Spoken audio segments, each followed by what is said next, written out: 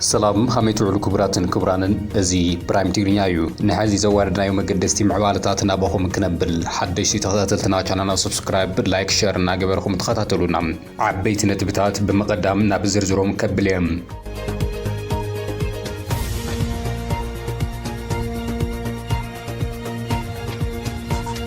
حوحات زكايدو أغيبا مأخلاي كوميتي بزملكة لومي توسخ مبرهي زهاب خوينو آب قدايه لوناتي ودب أزرارا بمبره وانتواهيبو اللوم ودكتون عاوتن عسات قرايزو السن مخان زقلس حوحات حزوون أكات عنتو زغس ألخوينو تعاويت اللوز بلعسو أغيبا مأخلاي كوميتي بمزيزامو أملكيتو آب زهابو توسخ مبرهي دحننت اتي ودب أوج اللوم اتي ودب دحنو دي فريسو بركز بلوز أبصابات الناوس يوم كنا نقرأكم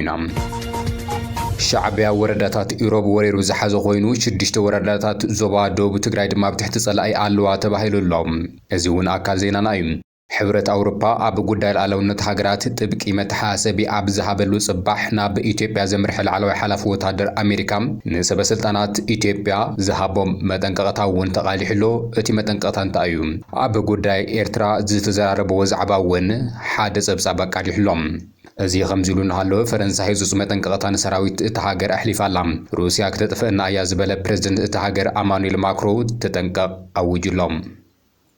دكتور تيدروس أدحانوم زهاو متنقطا ألون سوون أكال زينان أيوم أزي برايم تقريني أيو حابيرهم ناتونهم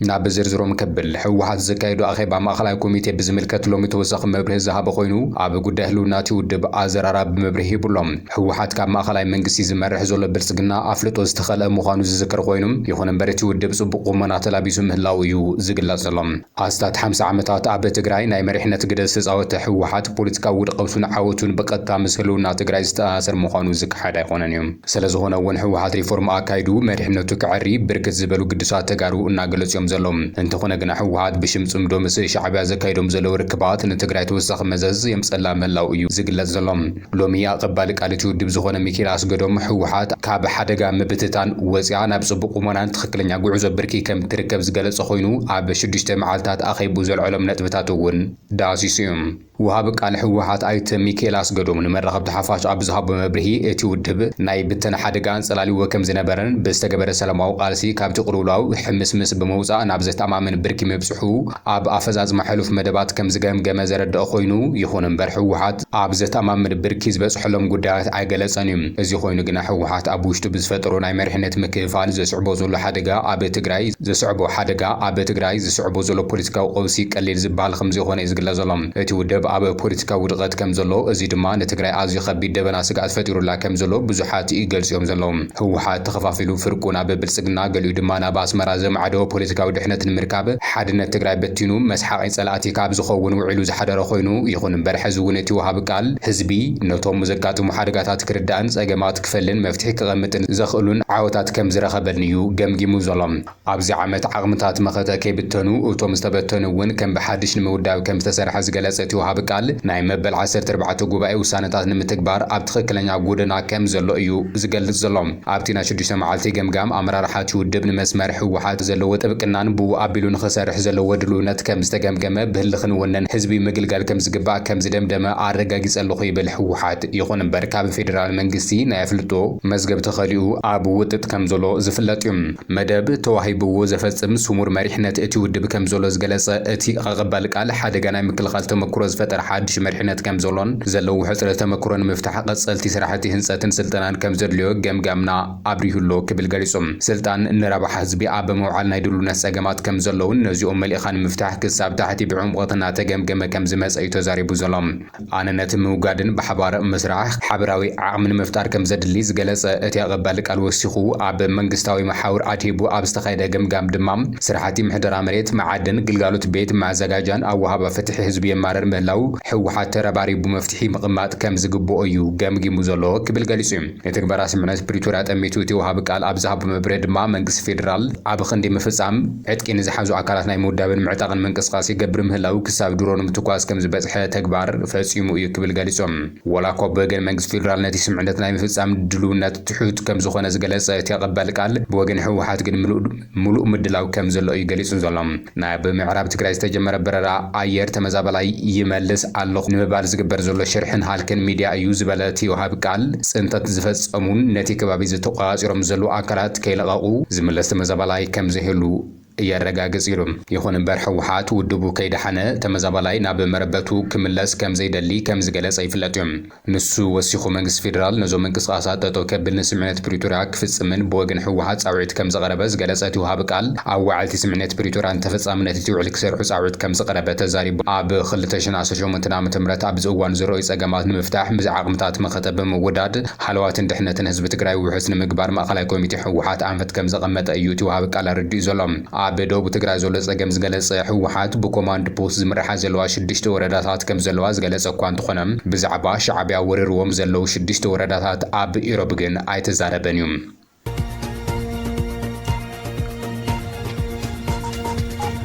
ናብ ወጻሊ ዛዕባ እንትንሰገር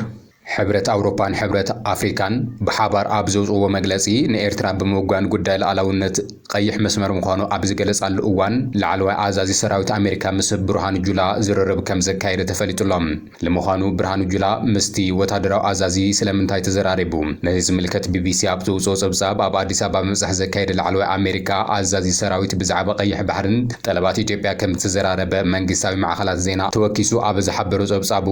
ጉዳይ ሉዓላውነት ቀይሕ መስመር ምዃኑ ኣስሚሩ ከም ዘሎ እዩ ዝግለጽ ዘሎ ኣዛዚ እዚ ኣፍሪካ ኮማንድ ሰራዊት ኣሜሪካ ዝኾነ ጀነራል ዳግቪን ኤንደርሰን ምስ ቀዳማይ ሚኒስትር አብይ አሕመድ ኣብ ዘካየዱ ዝርርብ ብዛዕባ ዞባዊ ጸጥታ ከም ዝዘራረበ እቲ መራሒ ኢትዮጵያ ኣብ ኤክስ ገጹ ይሓቢሩ ዘሎ ጀነራል ኣንደርሰን ምስ ጠቅላሊ ስታፍ ሰራዊት ኢትዮጵያ ኤታማዦር ሹም ፊልድ ማርሻል ብርሃኑ ጁላ ኣብ ዘካየዱ ህልው ኩነታት ንተራ ኢትዮጵያ ኣብ ቀይሕ ባሕርን ኣፍ ደገ ባሕሪ ክትረክብ ተቅርቦ ዘላ ጠለባት ከም ዝተማየጠ እቲ ጸብጻብ ሓቢሩ እዮም ኢትዮጵያ ብሰላማዊ መንገዲ ኣፍ ደገ ባሕሪ ክትረክብ ንትገብሮ ዘላ ኣገባብ ከም ዘደግፍ ምግላጹ ሰራዊት ኢትዮጵያ ዘውፅኦ መግለጺ ዋላ እኳ እንተሓበረም እቲ ኣሜሪካዊ ኣዛዚ እዚ ኣፍሪካ ኢትዮጵያ ናብ ቀይሕ ባሕሪ ብምእታው ዝያዳ ንሰላም እቲ ዞባ ክትሰርሕ ትኽእል እያ ኢሉ ከም ዝኣምን እኳ እንተገለጸ ብወገን ኣፍሪካ ኮማንድ ይኹን ኤምባሲ ኣሜሪካ በኣዲስ ኣበባ ግን ብዛዕባ ምብጻሕ ናይቲ ኣሜሪካዊ ኣዛዚ ይኹን ዘካየዱ ዝርርብ ዛጊድ ዝወፅእ ሓበሬታ የለን እዩ ክልቲኦም ኣዘዝቲ ሰራዊት ብዛዕባ ጉዳያት ሽበራን ዞባዊ ጸጥታውን ከምኡ እውን ክልቲኦም ምትሕጋዝ ከም ዝዘራረቡ እውን ተገሊጹሎም ኣዲስ ኣበባ ኣፍ ደገ ቀይሕ ባሕሪ ንምርካብን ንምውናንን ሓያል ዲፕሎማስያዊ ምንቅስቓስ ተካይድ ከም ዘላ ዝፍለጥ ኮይኑ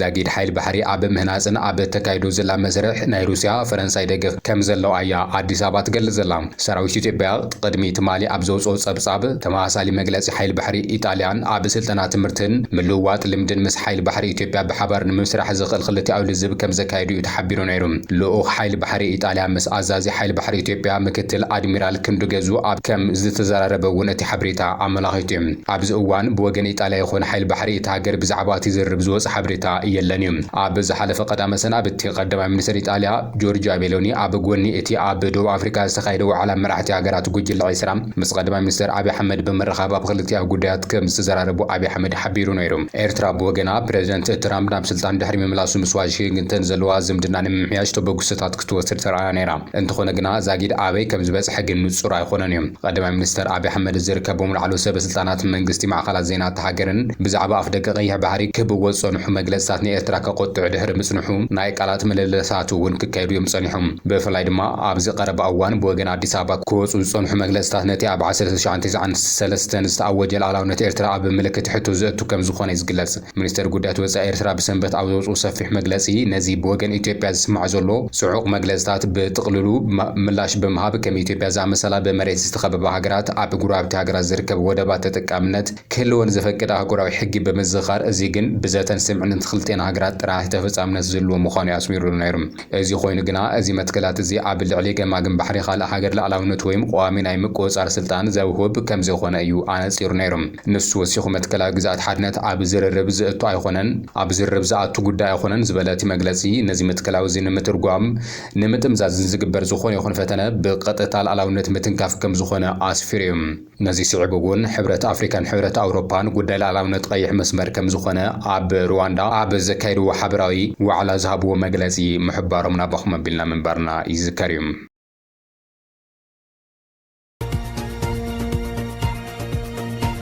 ሱዳን ንኣሜሪካ ወገናውነት ተርኢ ከም ዘላ ኸሲሳ ዝኾነ ይኹን ሰብ ከፈራርሕና ወይ ድማ ቅድመ ኩነት ክገብረና ኣይኽእልን ክብል ጀነራል ዓብደልፈታሕ አልቡርሃን ገሊጹሎም። ኣሜሪካ ኩናት ሕድሕድ ሱዳን ደው ንምባል ንዝቐረበቶ ዳግማይ እማመ ወገናዊ እዩ ንዝብል ነቐፌታ ላዕለዋይ ልኡኽ ፕረዚደንት ትራምፕ ዝኾነ ማሳድ ቦሎስ ነፂግዎሎም። ኣሜሪካ ስዑድ ዓረብ ግብፅን ሕቡራት ኤሚሬትስ ዓረብን ኣብ መንጎቶም ንልዕሊ 2 ዓመታት ኣብ ሩሱን ኩናት ተጸሚዶም ዘለዉ ሰራዊት ሱዳን ዕጡቓት ዳዕመ ሰሪዕን ክሽምግል ኣይፍትና ምህላውን ዝፍለጥ ኮይኑ ሓላፊ ሰራዊት ሱዳን ዓብደልፈታሕ አልቡርሃን ድማ እቲ ዳሕርዋይ እማመ ተኽሲ ደው ምባል ቅቡል ከም ዝኾነ ሕቡራት ኤሚሬትስ ዓረብ ድማ ኣብቲ ሽምግልና ክሳብ ዝሃለወት እቲ እማመ ንሓደ ወገን ዘሻርወ ከም ዝኾነ እዩ ገሊጹ ነይሩ። ሕቡራት ኤሚሬትስ ዓረብ ዳዕመ ሰሪዕ ትሕግዝ ከም ዘላ ብምክሓድ ማሳድ ቦሎስ ኣብ ዝሃቦ መግለፂ ድማ ኣብቲ ሽምግልና ከም ዓብደልፈታሕ አልቡርሃን ዝተዛረቡ ዝኾነ ዓይነት ወገናውነት ከም ዘየለ እዩ ገሊጹ ዘሎ። ማሳድ ቦሎስ ምስ ኣማኻሪ ፕረዚደንት ትራምፕ ምስ ኣማኻሪ ፕረዚደንት ኤሚሬትስ ዓረብ አንዋር ጋርጋሽ ኮይኑ ኣብ ዝካየዱ ጋዜጣዊ መግለፂ ኣብ ባይታ ዘየሉ በኣና ቀሪቡ ዘይፈልጥ ነገር መወከሲ ይጥቀማሉ። ስለዚ ብዛዕባ እንታይ ይዛረብ ከም ዘሎ ዋላ ሓንቲ ኣፍልጦ የብልናን ዝበለ ንሱ እቲ ክሲ ይቕብል ከም ዝኾነ እዩ ኤኤፍፒ ኣቃሊሑ ዘሎ። ብተወሳኺ እውን ላዕለዋይ ልኡኽ ፕረዚደንት ትራምፕ ኣብ ጉዳያት ኣፍሪካ ማሳድ ቦሎስ ቅድመ ኩነት ክቐምጠልና ፈቲኑ ብምባል እውን ኸሲሱ እዮም። እቲ ጀነራል ንሕና ተጣበቕቲ ኩናት ኣይኮንናን፣ ሰላም እውን ኣይንነጽግን፣ እንተኾነ ግና ዝኾነ ሰብ ከፈራርሕና ወይም ቅድመ ኩነት ክገብረልና ግን ኣይኽእልን እዩ ክብል ከም ዝገለጸ ቢቢሲ ሓቢሩሎም። እዚ ከምዚ ኢሉ እናሃለወ ሩስያ ክትጥፍእና እያ ክትብል ፈረንሳይ ገሊጻ። ወታደራዊ ኣዛዚ ፈረንሳይ ፋቢየን ማንደን ፈረንሳይ ንዘይተርፍ ኩናት ክትዳሉ ኣለዋ ክብል ገሊጾም። ኩሎም ጉራብቲ ፈረንሳይ እቲ ብመስኩ ክፍጸም ዝኽእል ወታደራዊ ሃንደበታዊ መጥቃዕቲ ነቲ ህዝቢ ኣተሓባቢሮም ኣብ ተጠንቀቕ ንኽጸንሑ ክገብር ይግባእ ክብል ገሊጾም። ማንደን ሕጂ ፈተነታት ማንደን ወሲኹ ሕዚ ዜጋታት ፈረንሳይ ንርእሶም ንደቆም መስዋዕቲ ዝኸፍለሉ ካብ በሕዚኦም ንኽዳለዉ ምንቃሕ ኣገዳሲ እዩ ክብል ገሊጾም። መስኮ ኣብ ዝኾነ እዋን ክተጥቅዕና ስለትኽእል ህዝቢ ፈረንሳይ ክነቅሕ ኣለዎ ዝበለ ማንደን ዓብዪ ስጋት ኣብ ቅድሚኦም ከም ዘሎ ይሓቢሩ ዘሎ። ሕዚ ዝጎድለና መስዋዕቲ ዝኸፍል ዝሕግዝ ናይ መንፈስ ሓይሊ ጥራሕ እዩ ዝበለ ኮይኑ ነዚ ሓይሊ እዚ እንተዘየማዕቢልና ፈረንሳይ ካብ ኢድ መስኮ ከም ዘይተምለጥ እቲ ሓላፊ ወታደራዊ ኣዛዚ ወሲኹ ጠንቂቖሎም። በብርቂ ዓለም ኣንሳት 840 ሚሊዮን ደቂ ኣንስትዮ ዓመፅ ከም ዝበፅሐን ዶክተር ቴድሮስ ኣድሕኖም ገሊፆም። ደቂ ኣንስትዮ ኣዋልድና ኣብ ኩሎም ቦታታት ውሕስነት ንክሕልው ብሓባር ምስራሕ ከም ዘድልዩ ዋና ዳይሬክተር ውድብ ጥዕና ዓለም ዶክተር ቴድሮስ ኣድሕኖም ኣጠንቂቖሎም። ዶክተር ቴድሮስ ነዚ ዝበለ በብዓመቱ ሕዳር 25 ኣብ ቋፅራ ኣውሮፓውያን ዓለም ለኸ መዓልቲ ምውጋድ ዓመፅ ኣብ ልዕሊ ደቂ ኣንስትዮ ኣዋልድን መሰረት ገይሩ ኣብ ዘቕረቦ ሪፖርት ኣመልኪቱ ኣብ ብዕላዊ ፌስቡክ ገጹ ኣብ ዘቕረቦ ሓበሬታ እዩ። ዓመፅ ሓደ ካብቶም ዝጸንሑ ዝቕጽሉ ዘለዉ ጸገማት ጥዕና ከም ዝኾነ ዝሓበረ ዶክተር ቴድሮስ እንተኾነ ግና እቲ ገበን ንምንካይ ዝውሰዱ ስጉምታት ትሑታት እዮም ክብል ገሊጹ። ብብርቂ ዓለም 840 ሚሊዮን ደቂ ኣንስትዮ ማለት እውን ካብ 3 ደቂ ኣንስትዮ ሓንቲ